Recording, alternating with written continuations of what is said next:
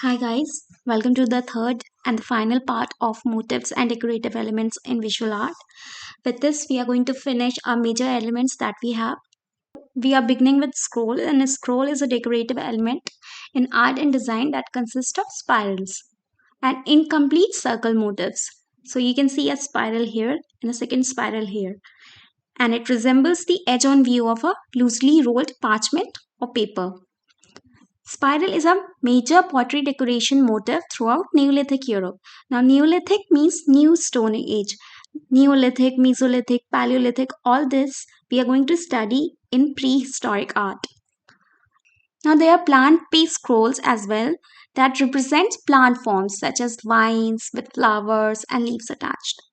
Scroll decoration has been predominant in architectural decoration, wood carving, painted ceramics, mosaics, and illuminated manuscripts. Now there are two forms of scrolls. First we have true scroll. True scrolls, lines of the main stem they do not cross over each other.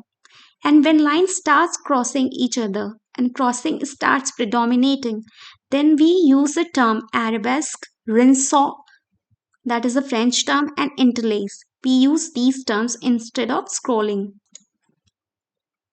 Now this is pottery from Neolithic age, Sesclo and Dimini. These are the place from which the pottery was excavated. Here you can see these motifs, spiral elements present. This is Greek prehistoric gallery, and time is 5300 to 4500 BC. Then this is the Ionic frieze of Erechteum, which I already showed you for palmettes, Agendard, bead and reel. In the same frieze, we also have scrolls. The bottom line you can see. Then we are moving to the Tellus panel from Arabesque, Rome. Now Arabesque is an altar that is dedicated to 200-year-long peace and stability that we had in Rome. And this is the Tellus panel that is dedicated to goddess Earth. So this you've already seen, the acanthus leaf, which is like turning into a scroll. So this will be a plant-based scroll. And you also have rosettes and palmettes in this panel. This will be a true scrolling as the main line is not crossing over other lines.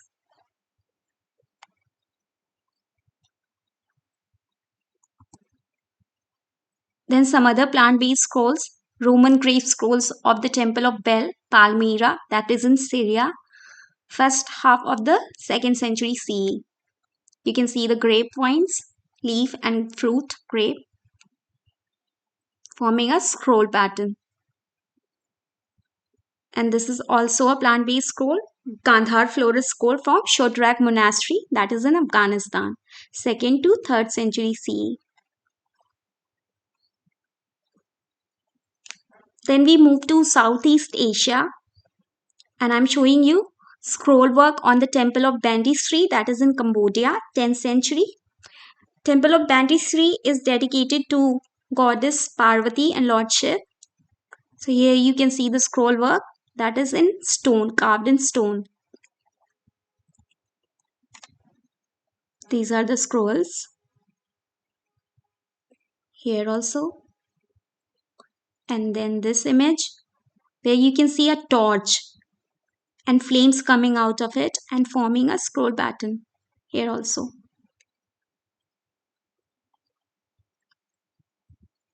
This is carved by some of the very finest artists of that era. Then we have a lotus based scroll from the Hoysaleshwara temple that is in Karnataka. And temple is also dedicated to Lord Shiv. And it is known for its relief carvings and sculptures from epics of Ramayana, telling the tales from the epics of Ramayana, Mahabharata, and other Purans. So it's very rich in iconography, religious iconography of India.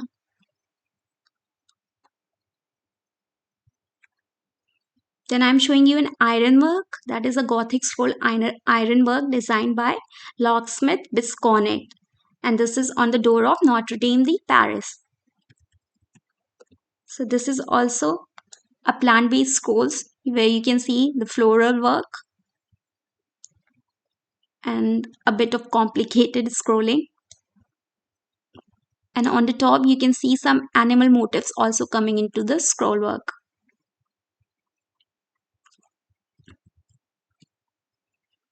Then scroll work is also very much present on illuminated manuscripts.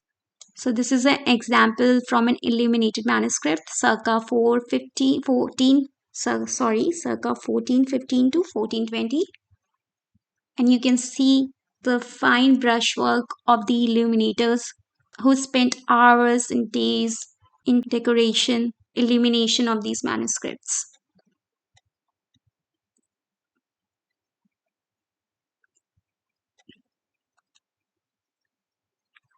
Then this is a Renaissance scroll decoration on rib vault of Albi Cathedral, France.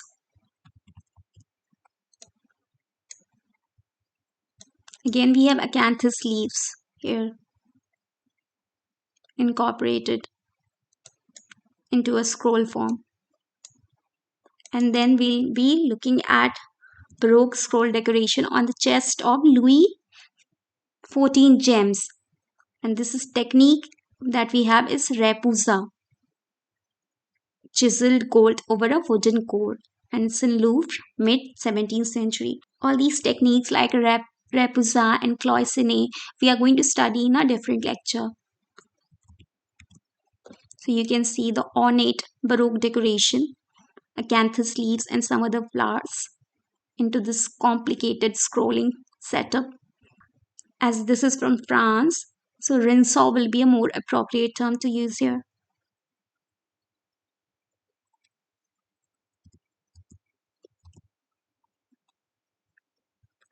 And I wanted to show you the scroll decoration in the gardens as well when this was very popular.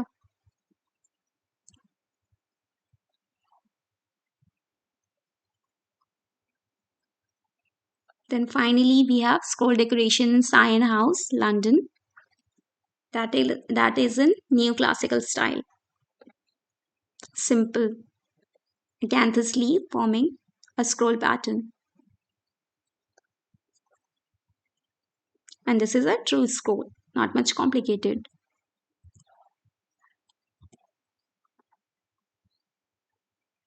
Then we have another form of scroll that we call Vitruvian scroll. It is a stylized wave pattern that you can see waves like waves. We also call it wave scroll, Vitruvian wave, running spiral, or running dog pattern. And the next motif that we are going to study, meander, will be a rectilinear or angular form of this same motif. Now we get the term Vitruvian from Roman architect Marcus Vitruvius Polio, who is the author of De Architectura, first known book on architectural theory, a major source on classical architecture. Then Vitruvian wave or wave scroll on a Greek crater here. Then on a mosaic. This is also a mosaic. So we have this Vitruvian scroll. This is from Pella, Greece, 400 BCE, and this is in Italy from Herculaneum, Italy, 100 CE. This pattern and this.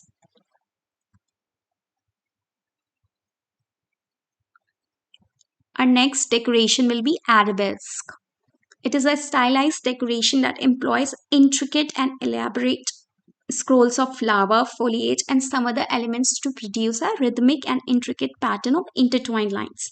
So what we have here, the scroll, the lines now start crossing one another, and there is too much intertwining that we are not able to guess what is the beginning and what is the end. Arabesque is a French term that is derived from the Italian word arabesco, which means in the Arabic style. And arabesque are a fundamental element in Islamic art. In Islamic art, as you know, we don't have images. So what is said is through calligraphy and these arabesque and geometric patterns. That again we are going to study in detail when we'll do Islamic art. Kashar Mashata, 8th century, ruin of winter Umayyad palace. This is an important work when it comes to Islamic art, as this laid the foundation of Islamic art and how it propagated in the coming years. So you can see the arabesque, the intertwining of lines, and we are not able to actually find out the beginning or the end of the scroll. I'll show you in detail. So this is a bit more detailed images, and you can see the complexity of it, the complexity of the pattern.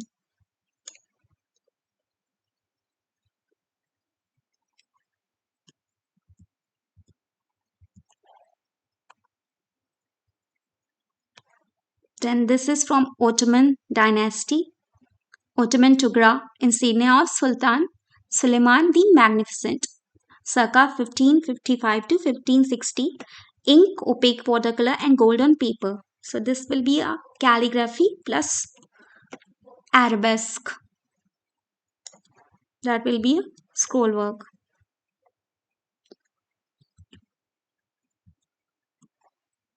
So this was the official seal of the Sultan. And here you can see the details of it. The complexity as well as the simplicity, the rhythmic beauty of it. Gold and blue, different leaves and flowers.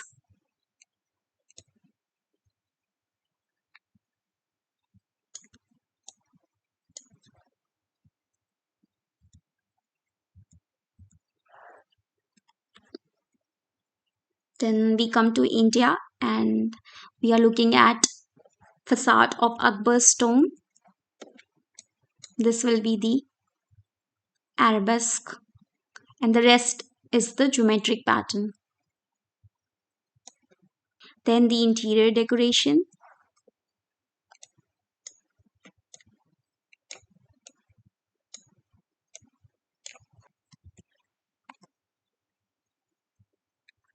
Then interior of Chavi Niwas, that is Chandra Mahal City Palace Complex, Jaipur, India. So this is also an arabesque inspired decoration.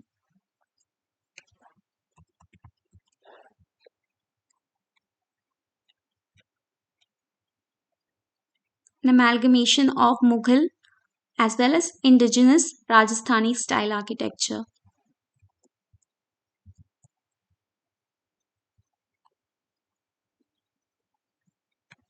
Then, as we studied earlier, a rectilinear form of scrolling, that is meander. It's a decorative border created by a continuous line that is shaped into a repetitive motif. We also call it Greek fret, Greek key, labyrinth, and maze pattern. Meander is a common motif in ancient Greek and Roman art. They appear in many architectural friezes and in bands of pottery from the geometric period onwards. Then we have an identical pattern that is present in Chinese ritual bronzes from Shang and Zhou dynasty and on many traditional buildings in and around China. The design is still prevalent to this day in classical style architecture and is decorative border for many printed materials. So as you saw, that was a Vitruvian wave. You saw that it was a curvilinear pattern, and this is a rectilinear pattern.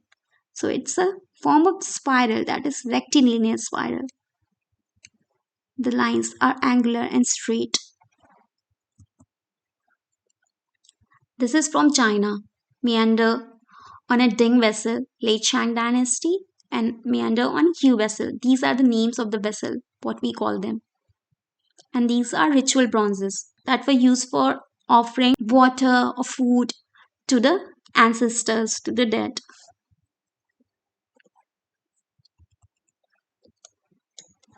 It's a very similar pattern to meander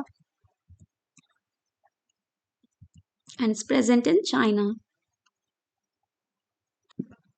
Then we have meander on Greek pottery. Interior of a bowl by Macron, 480 BCE. Youth performing a libation.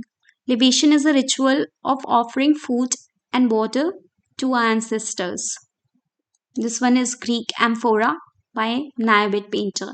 Now, Naibid painter, we get a lot of Greek pottery paintings from Naibid painter. Again, we'll study in a Greek geometric period.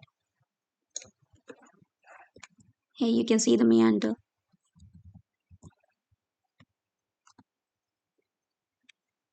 Then Roman meander on a fresco in the Villa of the Mysteries, Pompeii, Italy. A known painter, 1st century BC. This is a meander, a little bit different. So in meander we have different variation, and this you can see in here. It's very similar to the swastik motif that we have in India. Meander on the temple of Hadrianus, Ephesus, Turkey.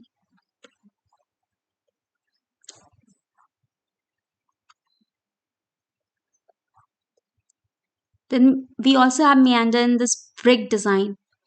Byzantine brick meander on the facade of the church of the Theotokos II Libos of Constantine lives. This is in Istanbul. I just wanted to show you the variation of these meanders and how it is present in frescoes, then this brick pattern, and in relief carvings, and on pottery. So it's a kind of everywhere.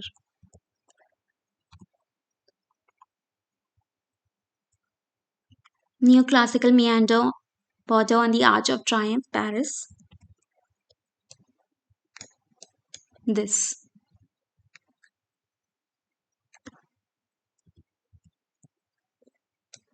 And this is neoclassical meander border on a ceiling of Palais Garnier, Paris by Charles Garnier. This you can see, the border. So as we learned, meander is a motif that exists since antiquity and in ancient China to this day. So you can look all around you, be more vigilant, and I'm sure that you're going to find these motifs, all these motifs that we have studied in this 3-part series very easily, and you'll be surprised that you didn't notice them earlier. So with this, we are finishing the series on the motifs. And thank you so much for learning, because the story of art is the story of us all. Thank you. See you in the next video.